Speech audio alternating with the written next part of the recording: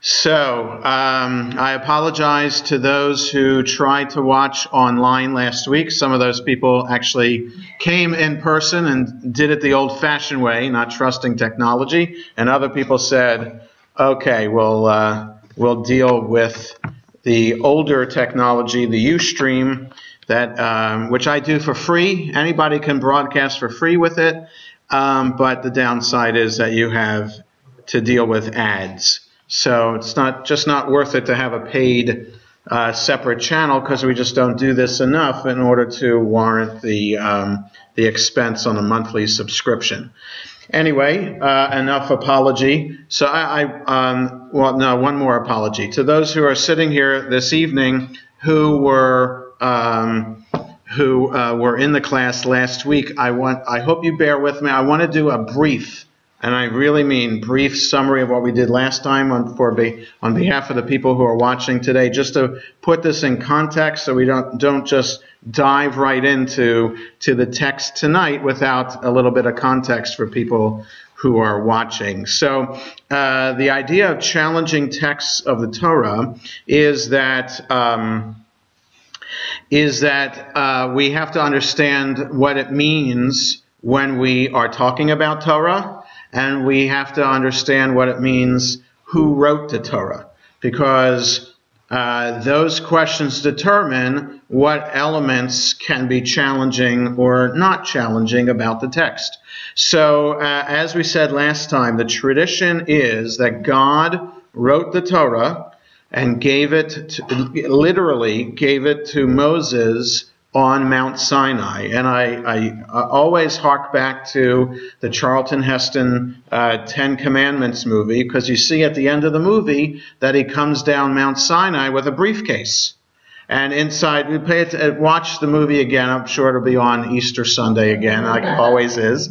So you have to wait to the end of the movie. It's a very long movie, but you'll see him coming down the mountain with a briefcase, like he's going to his law practice, right? It's a pretty beat up leather briefcase, and inside are 5 individual scrolls, one for each book of the Torah. Okay, so we don't know exactly how they were given, but the movie, The 10 Commandments, is based on Midrash. If you pay attention to the credits at the end of the movie, there are at least one rabbi is used as an expert for providing background material to Cecil B. DeMille and the others who were involved in making the movie. So just as an example, Pharaoh's daughter has a name in the movie. Well, they didn't make up the name. She's called Bithia in the movie. And this is trivia that I don't know. Who's the actress who played Bithia in the movie? That I don't know. But you can, right? Bess is checking her smartphone. Ask Siri who played Bithia in the 10 Commandments movie. But the point is that the name is Bithia, which is the English way of saying Batya, which is the Midrash, that Pharaoh's daughter's name was Batya. She's nameless in the Torah. She's just called Pharaoh's daughter. But people who's the actress? Who? Nina Foch. Nina Foch. Never heard of Nina Foch?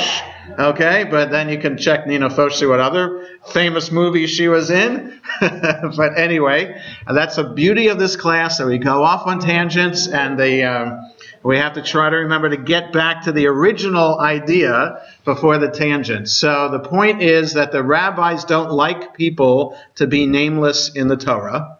So they come up with names. So Bithia, Batya, is a nice modern Hebrew name. It means daughter of God. Okay, so that's how the rabbis decided to name her. But the point is, from that was that Moses got the Torah on Mount Sinai. So all of it as written is God's word. That is the tradition. But the rabbis, when they understand Torah, they don't just mean the 5 books of Moses. They mean the entire body of rabbinic literature. From the Mishnah, which is the first edited collection of rabbinic legal interpretation on the Torah and the rest of the Bible through the Talmud.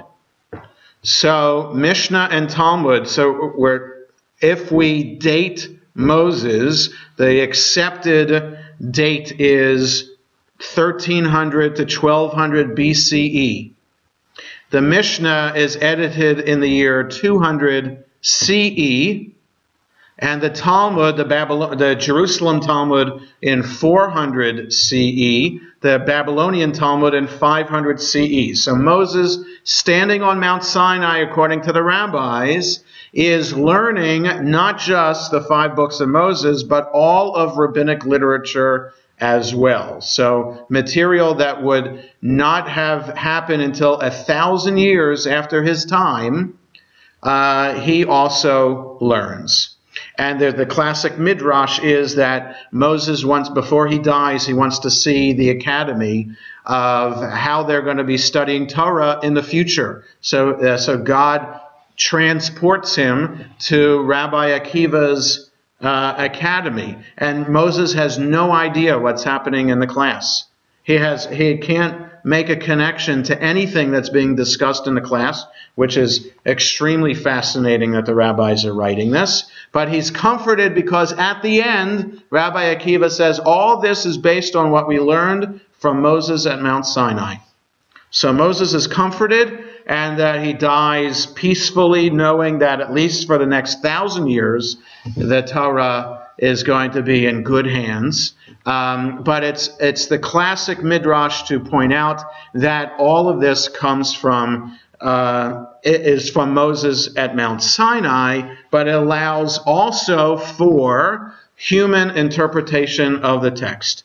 And what we pointed out last time also was with conservative Judaism, the distinction between conservative Judaism and Orthodox or more traditional understanding of the evolution of the text is that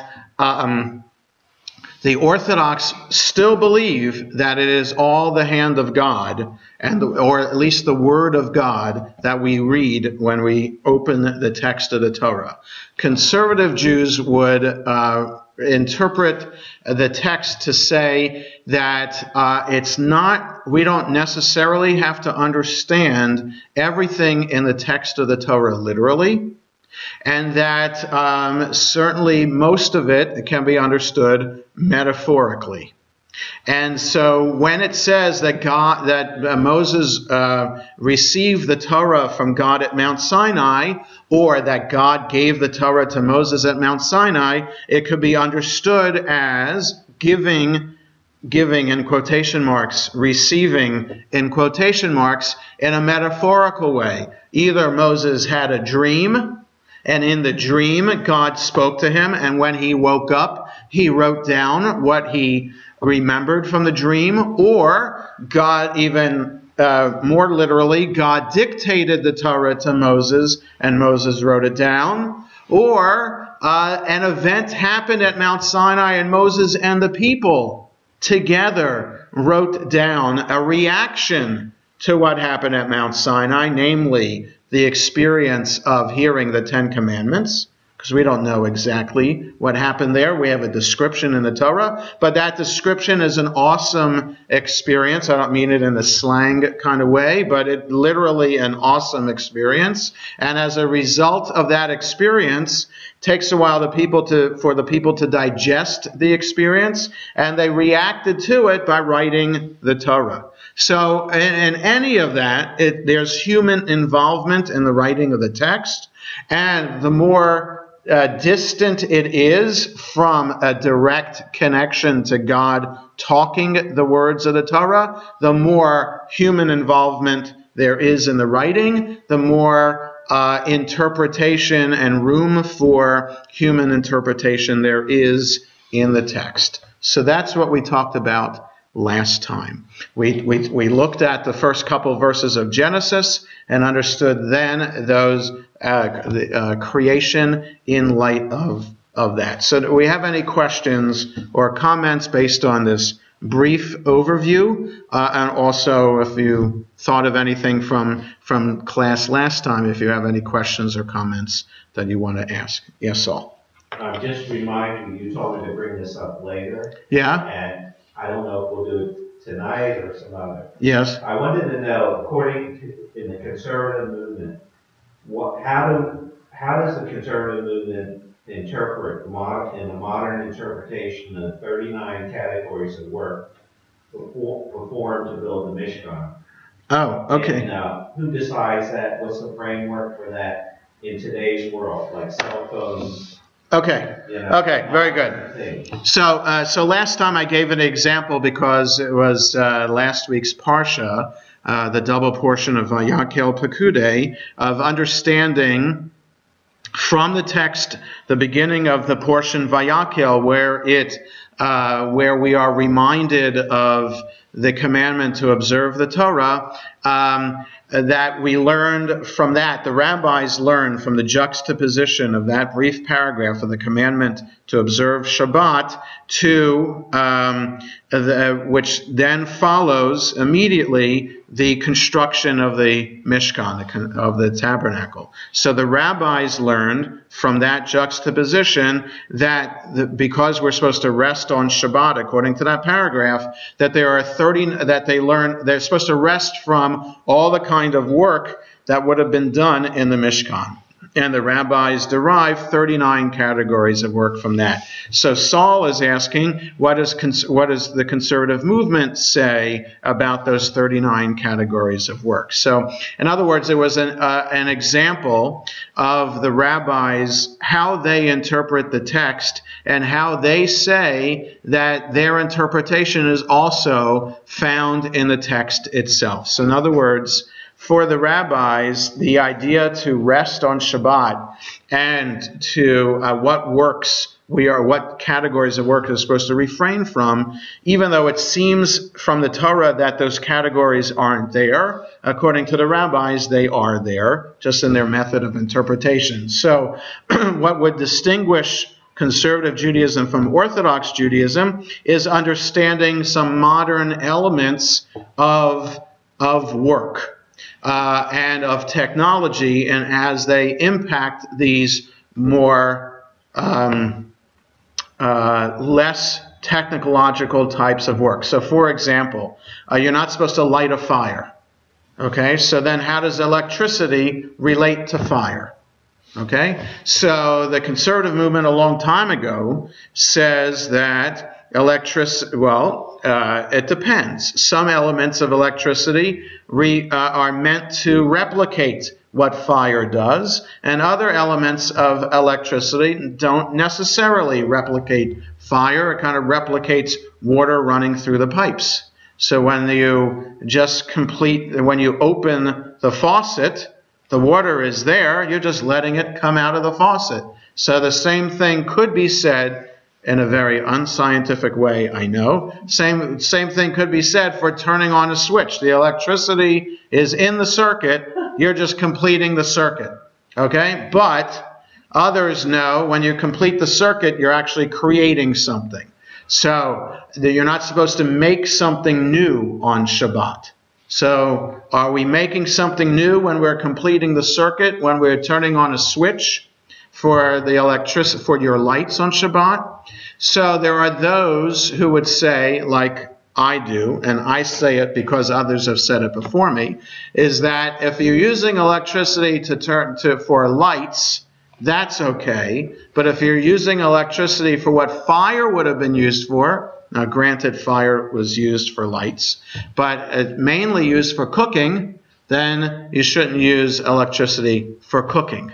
So if you have an electric oven, well, you're not allowed to cook at all. So whatever means you have to cook, whether it's a microwave or electricity or gas or a fireplace or a grill or a charcoal grill. So those are just a few ways that you can do cooking today. All those would be prohibited on Shabbat because cooking is prohibited. But the question is, the extent to which you're using electricity today. So the conservative movement would discuss that, and also a major thing that they discussed it's almost 60 years now, is about driving to synagogue on Shabbat. So you're not allowed to travel on Shabbat in the time of the rabbis, which meant hitching up your horse or your donkey, and it says clearly in the text that your animals are supposed to rest on Shabbat.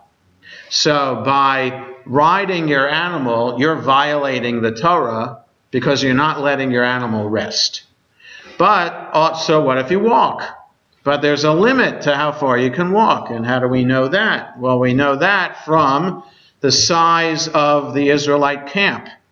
So the outer limit of the Israelite camp to the tent of meeting, to the Mishkan, was how far you can walk on Shabbat without violating the laws of Shabbat. So how do you modernize that now with cars, and with also the idea that people aren't living close to synagogues anymore? That was even 60 years ago with the creation of suburbs and people living far away from the synagogue and the city center and the little kind of shtetl where people live. I mean, just look at Sharei Tefillah. So when we were on Riggs Road, almost everybody lived right around Riggs Road, and people could have walked to shul if they went. Almost everybody who was a member of Sharei Tefillah at the time, the charter members, all lived right around there. So and that area was called Little Tel Aviv. And so they lived, but then in the late 50s, early 60s, people moved out of Riggs Road,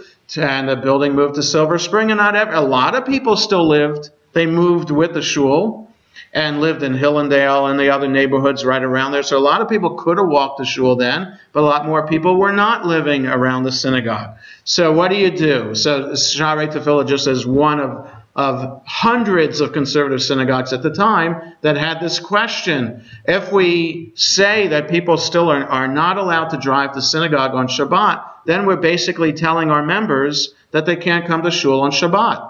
What do we do? So the minority opinion was that even though it's a violation of Shabbat to drive a car, because you are turning on a fire, or completing a circuit in your completely electric car. So those who have a Prius, you're still, the gas engine can still turn on while you're driving.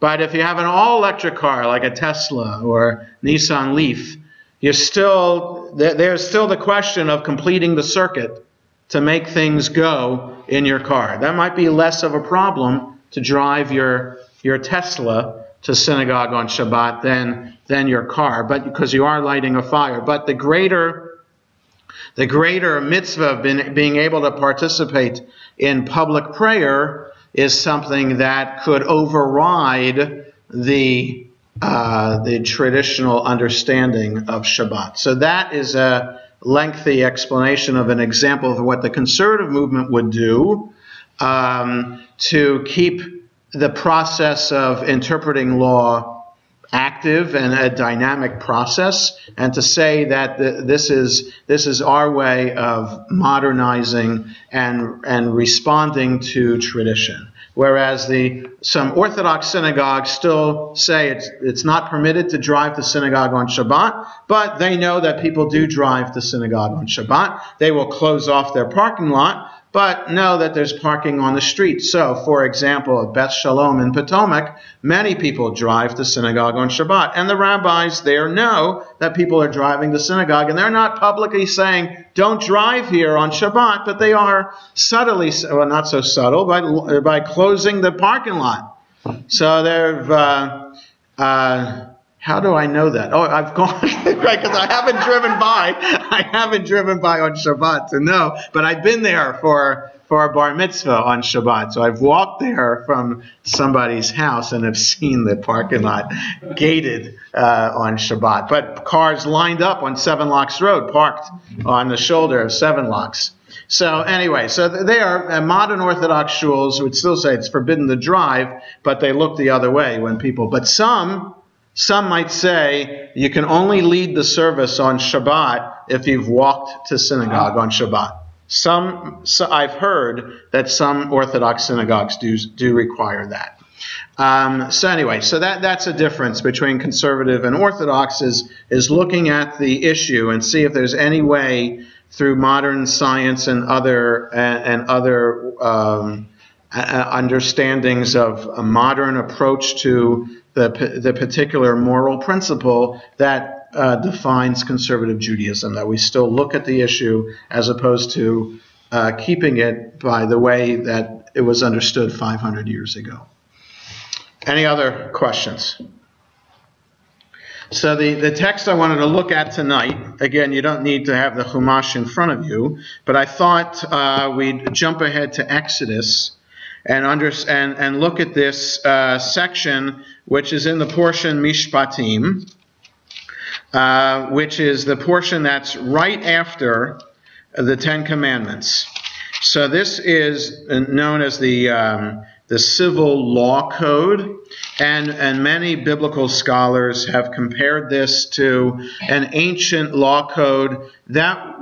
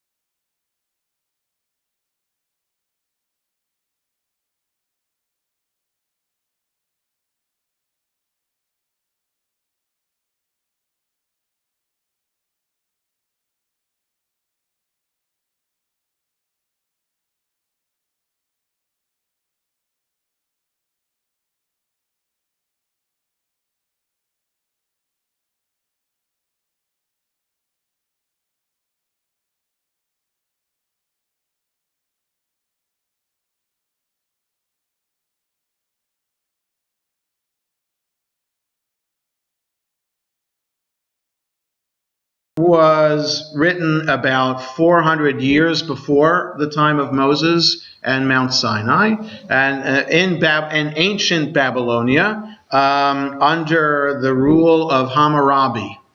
So the Code of Hammurabi, if you want to Google Hammurabi, you can see the Code of Hammurabi, and you can probably compare Hammurabi to Torah, and you'd probably find a chart that would line up all the very similar legal cases or the particular interpretations of law, and see where it most probably the Torah came from, and how and the slight differences in effect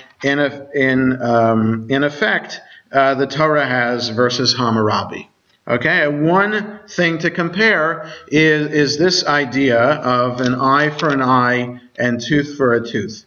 So we find this, which technically is called in Latin lex talionis. So you can look that up too, but that's the technical term for the eye for an eye. So in the Eitz Chaim, there's a nice explanation both above the line and below the line that talks about lex talionis and talks a little bit about Hammurabi, etc. But the text itself is, when men fight, this is Exodus chapter 21, beginning with verse 22, when men fight and one of them pushes a pregnant woman and a miscarriage results, but no other damage ensues, the one responsible shall be fined according as the woman's husband may exact from him, the payment to be based on reckoning.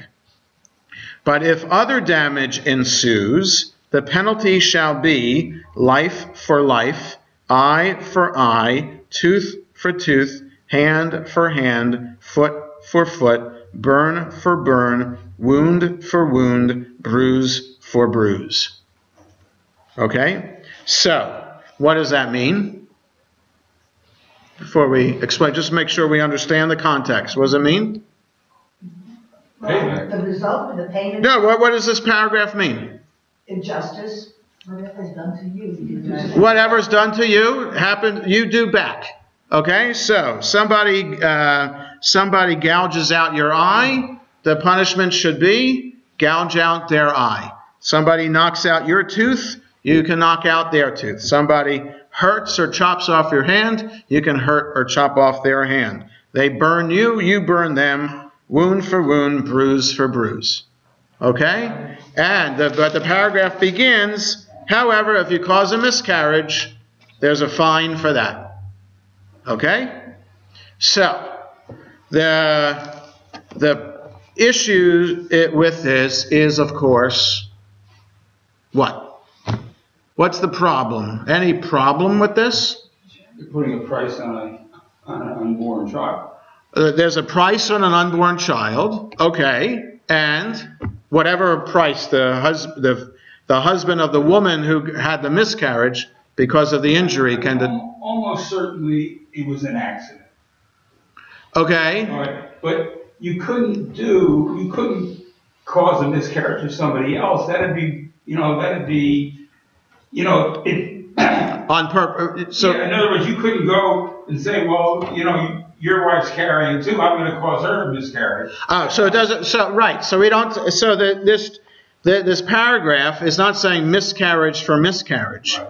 It's saying eye for eye, tooth for tooth, hand for hand, foot for foot, burn for burn, wound for wound, bruise for bruise. But miscarriage is a fine. Right.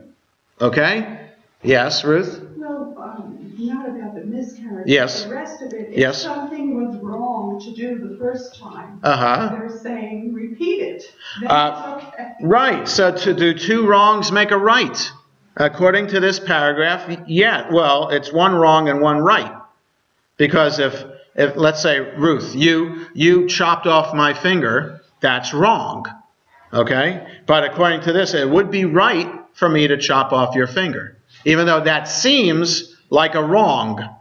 Okay? So a wrong is paid back through and what in modern eyes seems as a wrong. Well, Wait, Ruth, follow up. Yeah? isn't it true, though, that what seems like severe retribution was very rare? Severe retribution was rare? No. If we look at Hammurabi, we would see that this is exactly what is done.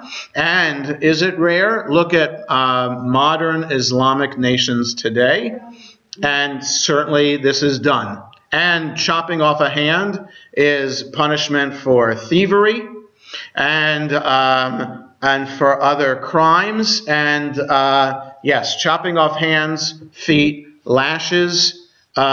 We have in other places in the Torah the idea of stoning. We have lashes.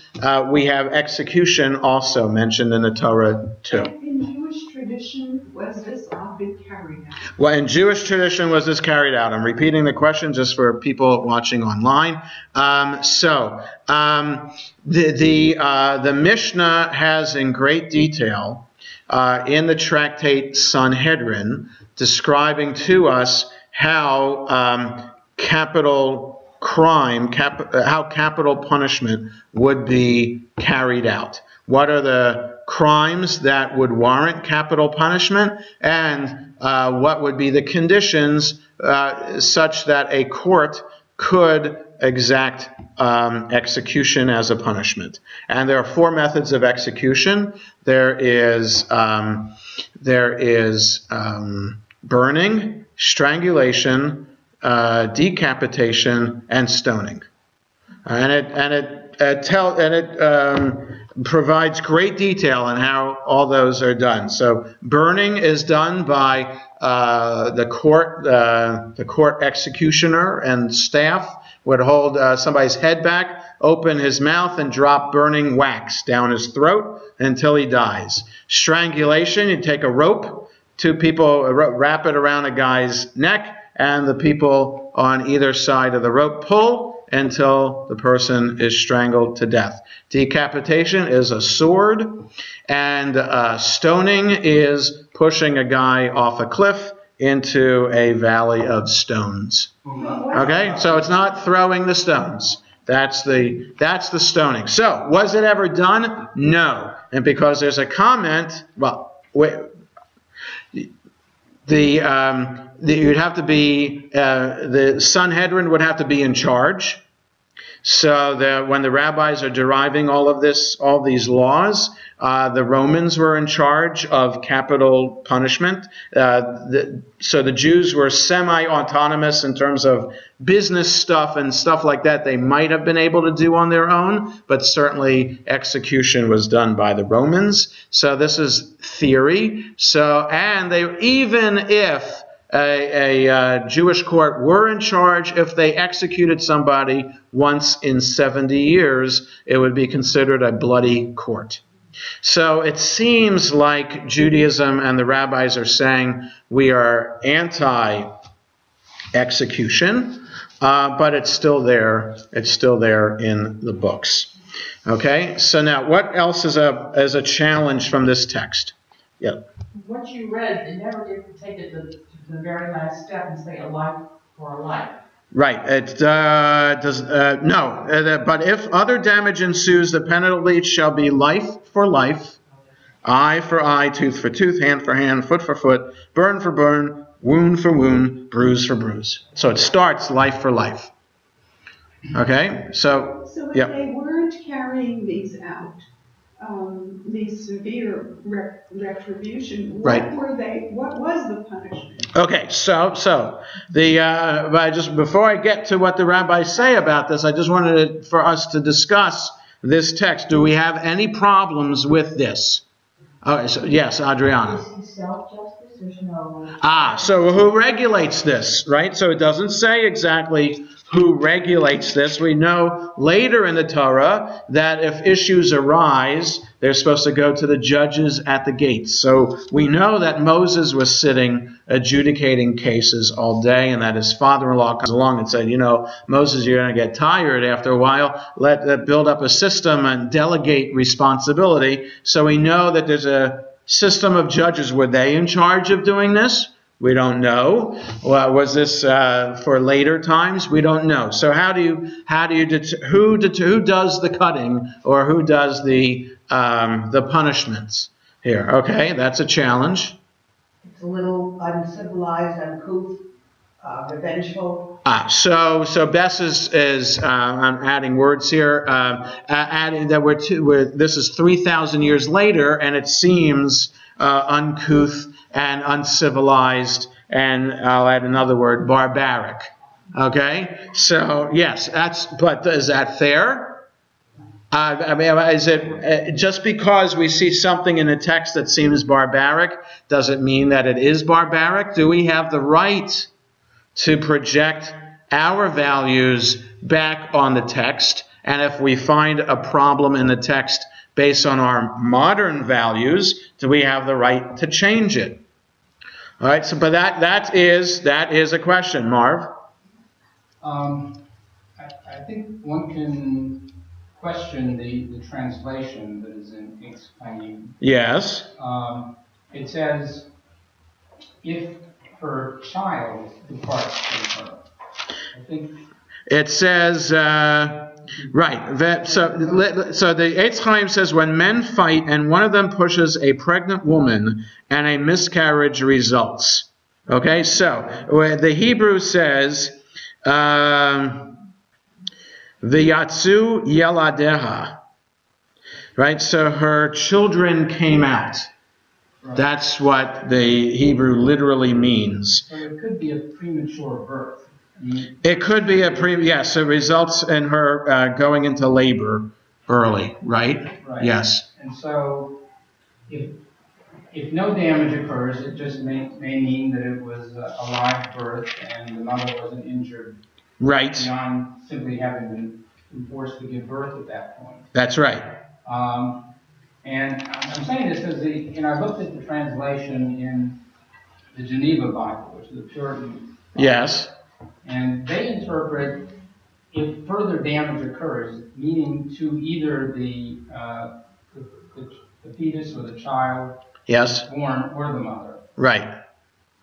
So that the translation there is just assuming that it's a miscarriage. Right. Whereas if it's a stillbirth or the fetus is not. Right. It's a fetus that's delivered and it's not born. I mean, that might be damage as well. Yes.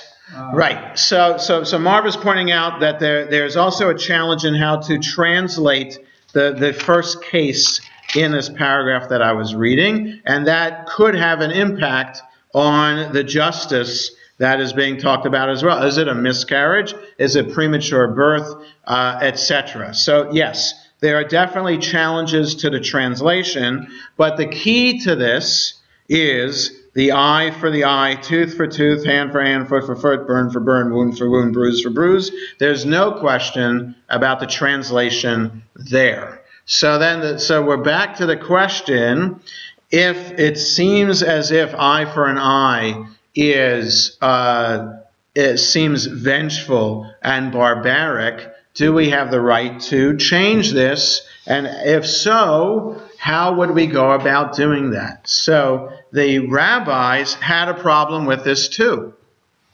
So they say that this was never understood to be meant literally.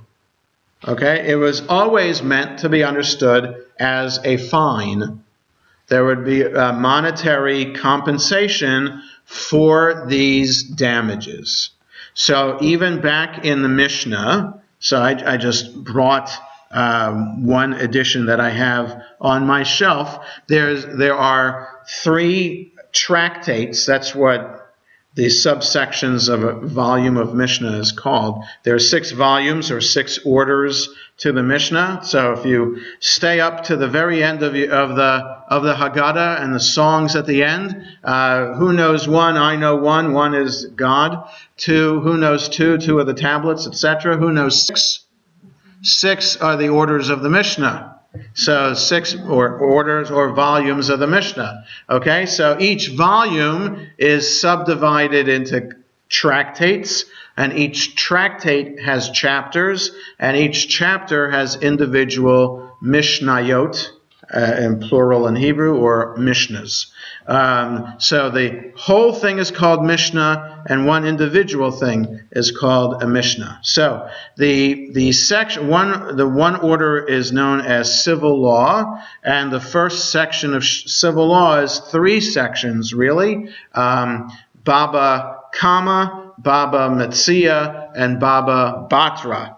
So Baba, which is Aramaic, it's also Arabic for gate. So it's the Baba Kama is the first gate, Baba Metzia is the middle gate, Baba Batra is the last gate. So 3 sections dealing with civil law. The Baba Kama, chapter 8, deals with this very section and says that it's monetary compensation. So already, even back 1,800 years ago when the Mishnah was edited, which means 1,900 or 2,000 years ago, the rabbis are saying this is barbaric. We don't take out an eye for an eye. And then they ask questions. How do you determine the eye? Yeah. Right? The value of the eye. So in other words, if you take out an eye of a blind person, have you really damaged the blind person?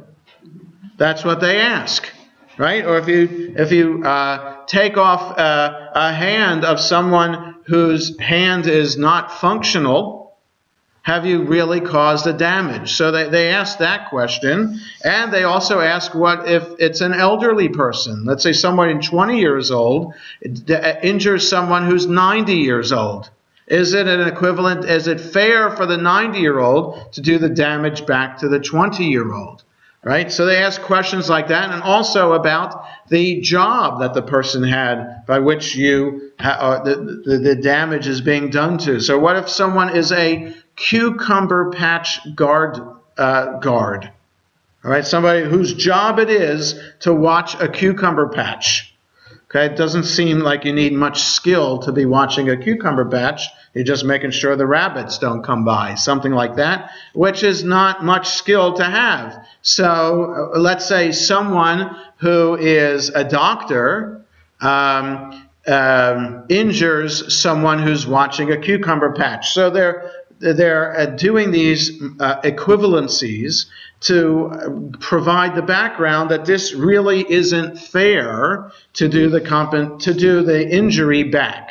So instead, you do monetary compensation, and you do monetary compensation based on the lower common denominator, not the higher one. So in other words, if you take off someone's hand, you don't assume that everyone is a concert pianist. Okay, so that the hand would be extremely valuable then, right? So you value the person and the limb or the digit based on the lowest common denominator. So the point is behind all this, so where do they get this from? That you can do monetary compensation. Because the husband is allowed to get a fine, or exact a fine for the miscarriage or the premature birth, or however we translate that term. So because a fine is in the paragraph, the rabbis by extension say that it's a fine. And so and if you look below the line at some point on page 462 in this section, the traditional commentators elaborate a little bit on this. Ibn Ezra, who's a rabbi from Spain, a Bible commentator and rabbi from Spain around the 1100s, says, if we do not trust the sage's interpretation, that is, that it's monetary compensation, we will be unable to understand the Torah's demands. Just as we received the written Torah from our ancestors, so did we receive its oral interpretation. So, in other words, Ibn Ezra is saying, without the monetary compensation, this would be untenable. We can't have society run like this. We can't be chopping off people's hands and knocking out people's eyes and just people, vigilante justice. Somebody gets killed, somebody else does the killing back. So that just makes society untenable. So the rabbis were right in doing what they were doing, and that Ibn Ezra is corroborating the rabbi's idea that rabbinic interpretation came from Moses at Mount Sinai too. So, but still leaves the question, if the oral interpretation is the one that we're supposed to follow, the rabbinic interpretation that this is monetary compensation, why didn't the Torah say it clearer? Right? Why did it leave it eye for an eye and allow people to understand this in a literal way? And so Maimonides writes, there never was any rabbi from the time of Moses who ruled based on an eye for an eye, that he who blinds another should himself be blinded. In all likelihood, Maimonides says, an eye for an eye is a graphic way of expressing the abstract idea that the punishment should not be too lenient. In other words, a scolding for an eye, right? You burn somebody who took your eye out, or too harsh, life for an eye. Someone gouges out your eye, you get to kill him in response. That would be too harsh a punishment. Someone gouges out your eye, you only get to burn him. That's too lenient a punishment. Eye for an eye is a metaphor that the punishment should fit the crime and the circumstances. So that's how Maimonides is understanding that this paragraph is meant to be understood as metaphor and figurative, not literal. Okay, so but before I take a question, Mark, just want to point that out, that this is an example of how in Jewish tradition, even from the time of the rabbis, that parts of the Torah were understood to be not literal. Okay, so that's just a very important idea, because in other religious traditions, it's very hard for the other traditions to understand the Bible, whether it's Hebrew Bible or Christian Bible or Quran, as anything but understood in a literal way.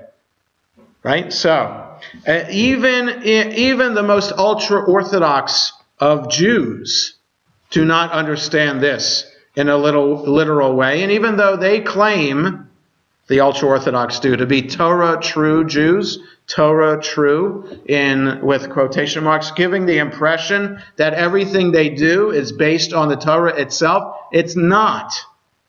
It's based on the rabbinic understanding of the Torah. So for them, that's Torah true, because, like I said, the Mishnah and the Talmud were given to Moses at Mount Sinai also. But we should understand that literally, it's not just the 5 books of Moses. It's rabbinic law too, and that by extension means that it's not to be taken literally. Whereas other people and other religious traditions understand this. So the point is that many people then are turned off by the Bible and claim, there's no way that I can follow the Bible today, and the Bible doesn't speak to me, because they're taught that the Bible is meant to be understood literally. And if the Bible is meant to be understood literally, and you come across this section, how can you take the Bible literally when it's obviously anachronistic? Right? People just don't do this anymore. People may have done it in Hammurabi. It says here in the Eitz Chaim, this is above the line, so that's Dr. Nachum Sarna, said Hammurabi lived 1792 to 1750 BCE. So in the 1700s BCE, which is, 3,700 years ago. It takes a while, but I could do the math. 3,700 years ago, this was okay. This could have been advanced ethics. Okay, but for our day, it's already barbaric. So somebody reading the Bible today, if they understand the Bible to be meant to be taken literally, as they might have been taught in church or mosque, and then see this,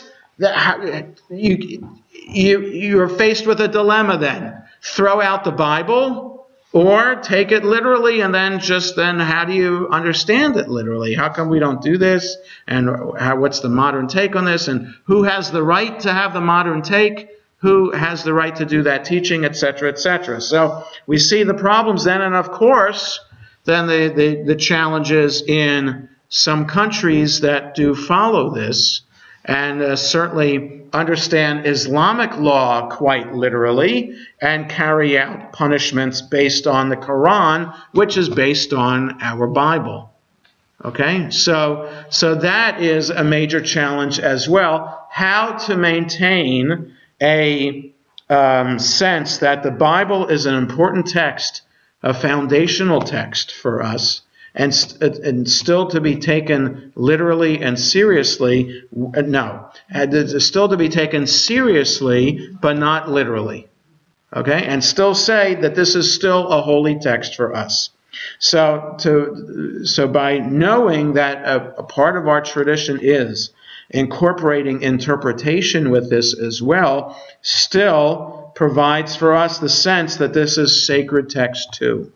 But granted, it takes away something from it, right? So in other words, if we're saying part of our tradition is that the rabbis have the authority to do this interpretation, then who's to say that some other rabbi can't interpret it in a different way, right? Who's to say some other rabbi can't come along and say, no, we need to go back to eye for an eye? Or when we get to some other section like kashrut, well, we're interpreting that wrong, and really you can eat pig.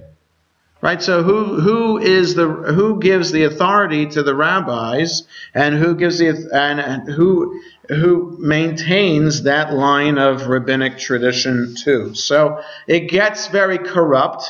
The system can be corrupt, and the system then also can turn people away. So again, not to be political, but you can see this in any ultra religious scenario. Where questions might not be necessarily allowed, that it can turn people off.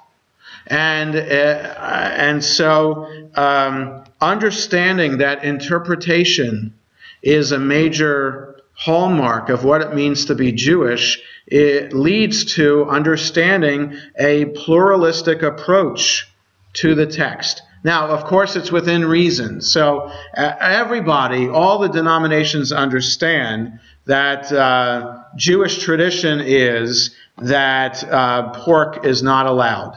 Doesn't mean that Reform Jews don't eat pork.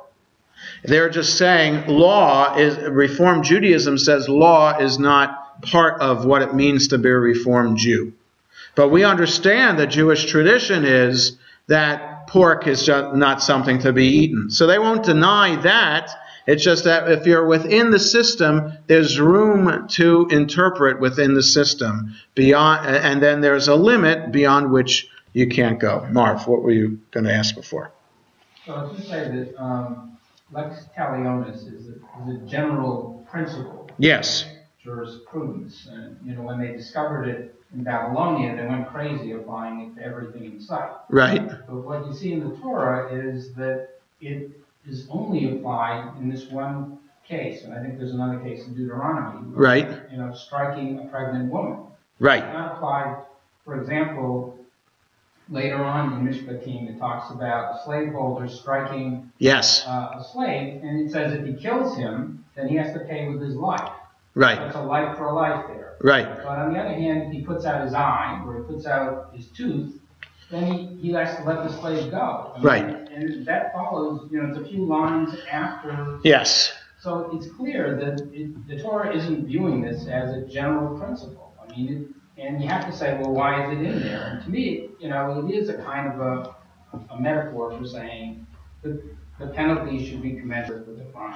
All right, so Marv is pointing out that there are other examples within Mishpatim itself, within this portion itself, just a few verses away, that could prove that this section is meant to be a general principle and not to be taken literally and meant specifically an eye for an eye, tooth for a tooth, because when a slave owner hurts a slave, he has to let the slave go. He's not punished when he injures his slave. The punishment is that he loses his property, but it's not that if he if he cuts off his slave's hand, that his hand is cut off. So that, as an example, that this is not taken literally. But again, all I would say, Marv, is that who's determining which is understood literally and which is understood figuratively? And still we get to the point that somebody makes that determination, not a random individual, but there's a system in place to do this. So in other words,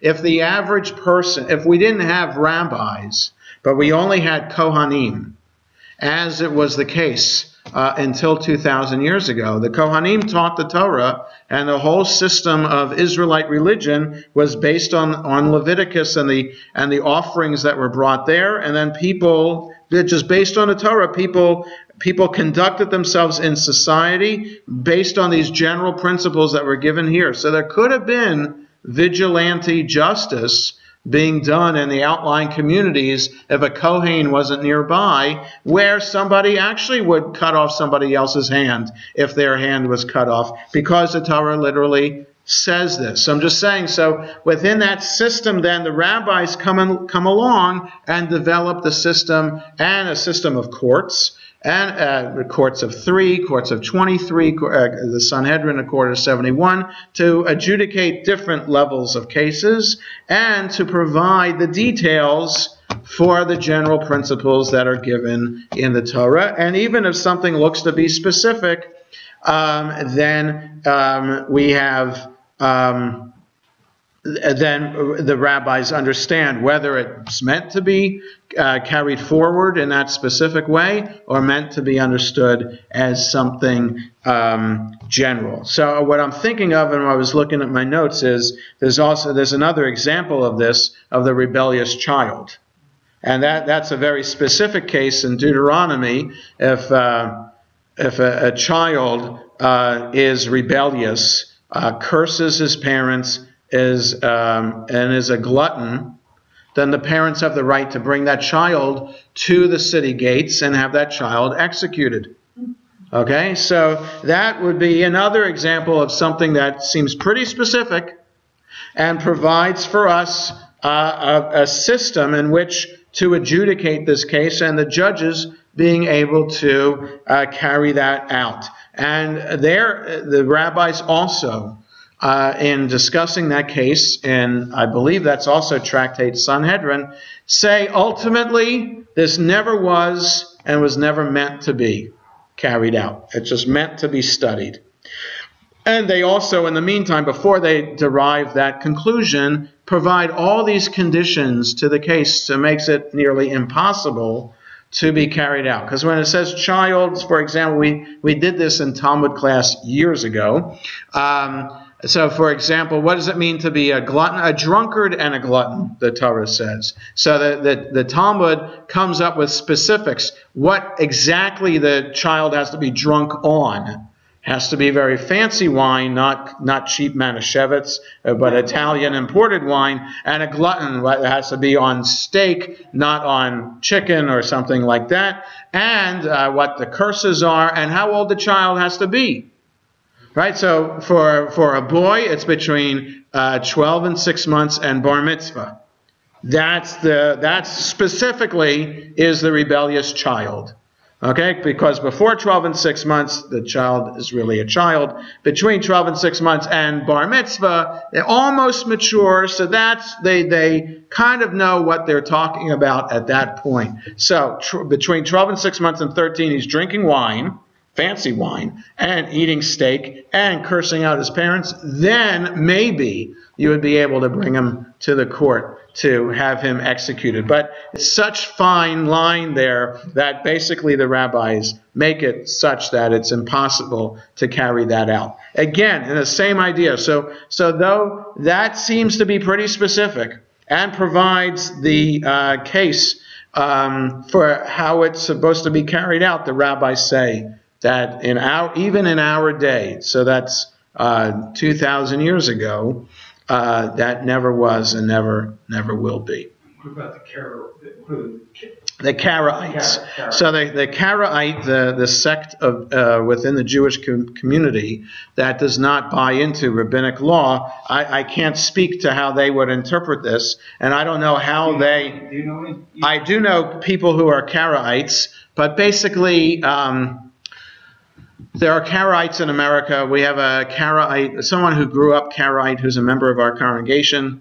But again, in America, basically, Karaite is it's just like an ethnic, that they don't really have their own separate community here. There's some Karaite traditions that they have. There's a Karaite prayer book and things like that. But you really have it more so in Israel, where there's a larger Karaite community. But again, I don't know really much about it to know exactly how they conduct their affairs. So that becomes an issue for them, how they're going to interpret the text, and understanding that the rabbis are wrong in their eye for doing what they're doing, and they want to maintain they really are the Torah true Jews, but I'm not sure how they conduct their affairs on Shabbat, holidays, etc. Adriana.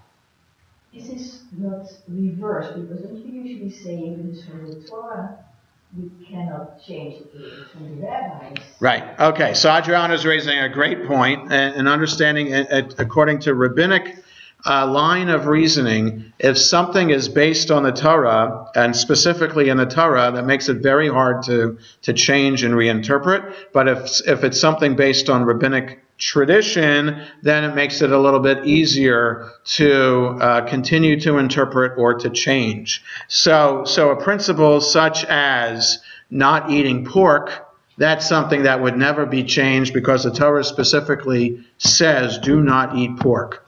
So there, I'd say the difference between do not eat pork and an eye for an eye is that there's a level of ethics that's behind the law. So there is no ethics behind what animal to eat or not. I mean, it's animal ethics, but it's not human ethics. But for the rabbis, animal ethics don't really count. Only human ethics count. Feeding a kid with milk. Don't boil a kid in its mother's milk, okay, but that all we understand from that today is don't mix meat and milk.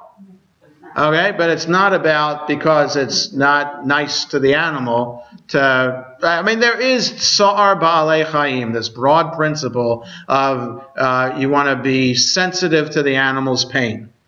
Okay, and the animal has to rest on Shabbat. So yes, there is that. But all I'm saying is when it comes to deriving Jewish law, if you have an animal versus a human being always wins out.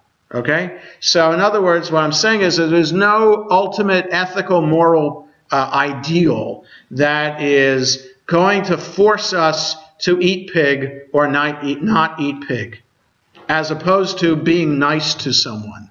There's a moral principle about being nice to someone, right? But eating pig, not eating pig, that's just an element whether you want to be vegetarian or not. It's not about whether, you see what I'm trying to say? There's no ethical, moral imperative behind that. It's different from eye for an eye, tooth for a tooth.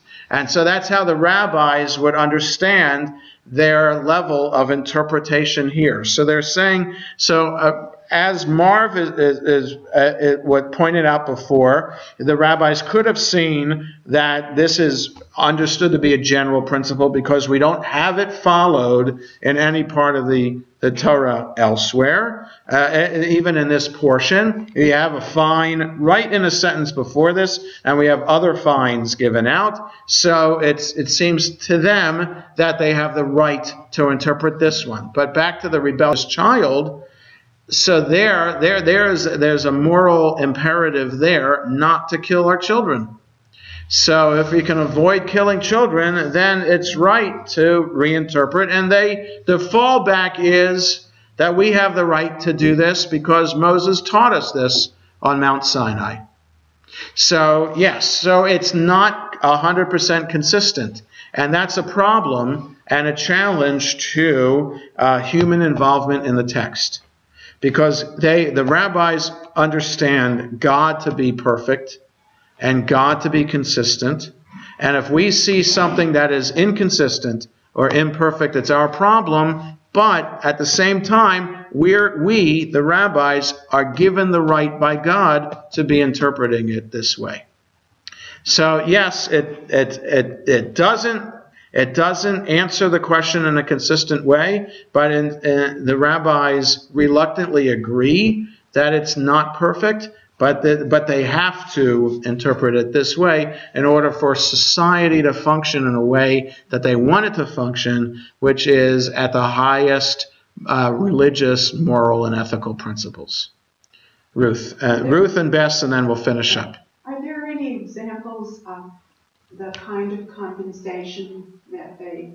Oh, so in the Mishnah they talk about somebody's in charge of evaluating the going rate for a limb on the market today, because people in that time were sold as property. So you'd find out what the average rate was for a man, for a woman of a particular age, and then that's for the whole body, and then you'd subdivide for a part of the body, and that's what it is. Compensation went to the injured party. The compensation would go to the injured party, right? Yes, but again, it brought to court, and there have to be witnesses, and et cetera, yes. But that's how the rabbis would do it. The Mishnah talks about it, and the Gemara talks about it at great length. Yes. The Torah portion, the eye, tooth to the tooth, is that supposed to be revenge, retaliation, or justice?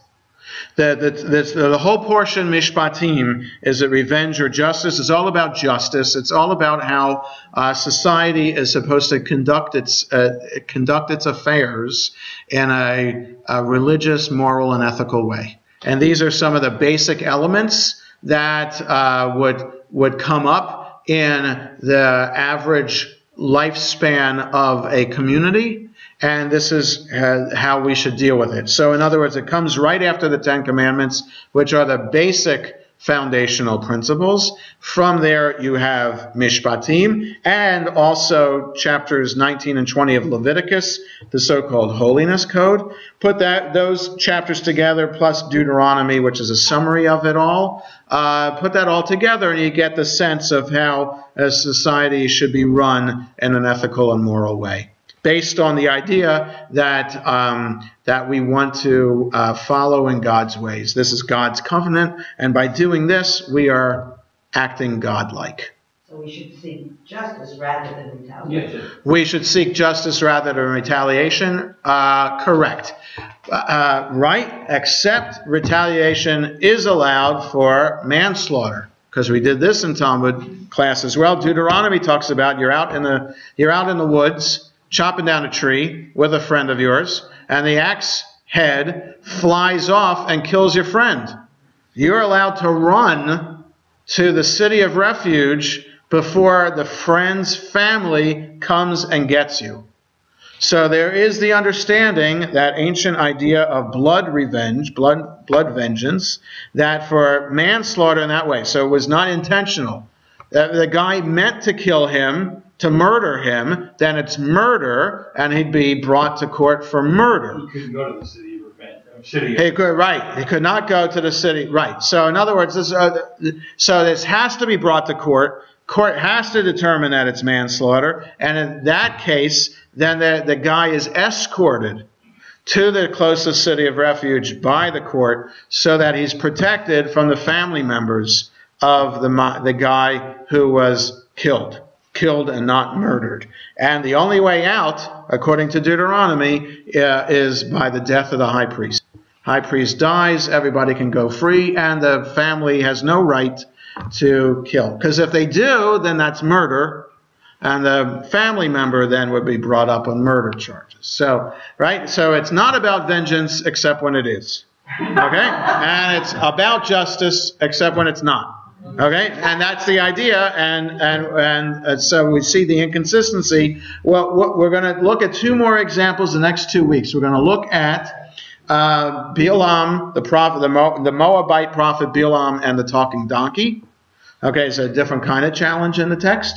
And then the last time, which is the Wednesday before the Seder, is the commandment to annihilate the indigenous population of the land of Israel. So two more challenging texts, and then at the end there will put us in the broader context. What do we then make sense of the Torah and the Bible? Okay, so have a good evening, everybody. Thank you.